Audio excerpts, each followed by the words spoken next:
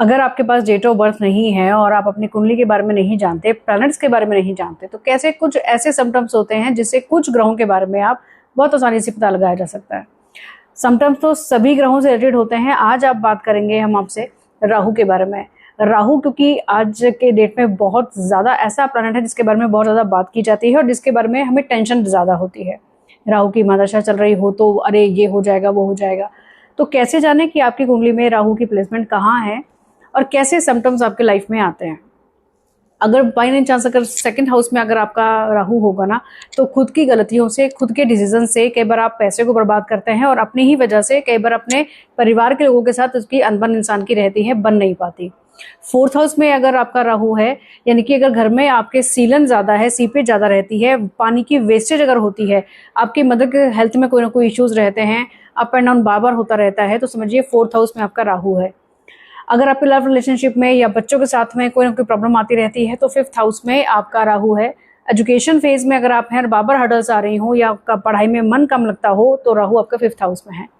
अगर आपका seventh house में अगर आपका राहु है, तो ऐसे में हस्बैंड वाइफ में अनबन तो रहेगी ही, छोटी छोटी सी बातों पर मिसअंडरस्टैंडिंग होते रहना। सबसे इंपॉर्टेंट, अगर आपके फ्रेंड्स या आपके रिलेटिव्स आपसे पैसा लेते हैं तो वो कभी आपको वापस नहीं देंगे। आप चाहे उनसे कितनी बार आप अपना पैसा डिमांड कर लें, वो वापस नहीं देंगे। एट्थ हाउस में अगर आपका राहु है ना, तो सडन चीजें आपकी लाइफ में होंगी, स्पेशली मिस हैपनिंग का सडन हो जाना, अचानक से किसी एक्सीडेंट का या चोट चपेट का लग जाना, छोटी सी बातों के ऊपर डर भय का ज्यादा लगना। इनफैक्ट अगर एट्थ हाउस में राहु होता है ना, तो ऊपरी हवाओं का जो असर है या तंत्र का, नजर का जो असर है ना, वो ऐसे लोगों को जल्दी से होता है, बहुत ज्यादा होता है। एक रेमेडी के तौर पर कहा जाता है कि अपने ससुराल पक्ष से लोगों से बनाकर रखो, लेकिन आप गारंटीड मानिए, अगर कोई इंसान जिसका एट्थ हाउस में राहु है ना और वो अपने ससुराल वालों से अच्छी बॉन्डिंग बनाना चाहता भी है, तो एक लेवल से ऊपर वो बना ही नहीं सकता। मेल फीमेल कोई भी हो, नहीं हो पाएगा। इसी तरह से अगर ट्वेल्थ हाउस में अगर आपका राहु है ना, तो ऐसे में बहुत से लोगों की तो नींद ही खराब हो जाती है, यानी कि वो रात को साउंड स्लीप नहीं सो पाते। कोर्ट कचहरी में या फिर मेडिसिन में उनके खर्चे लगातार होते ही रहते हैं।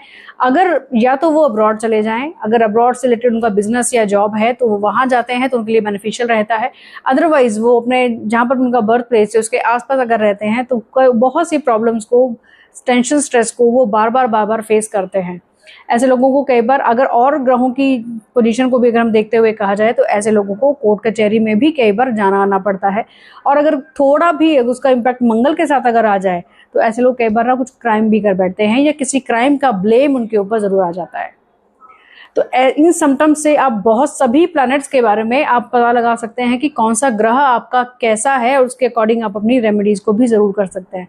ऐसे ही ना, किसी भी वीडियो को सुनकर, किसी भी रेमेडी को सुनकर हमें तुरंत नहीं कर लेना चाहिए। अपने बर्थ चार्ट के हिसाब से आप रेमेडीज करेंगे ना, तो उसका इम्पैक्ट आपको बहुत अच्छे से देखने को अपनी लाइफ में जरूर मिलेगा।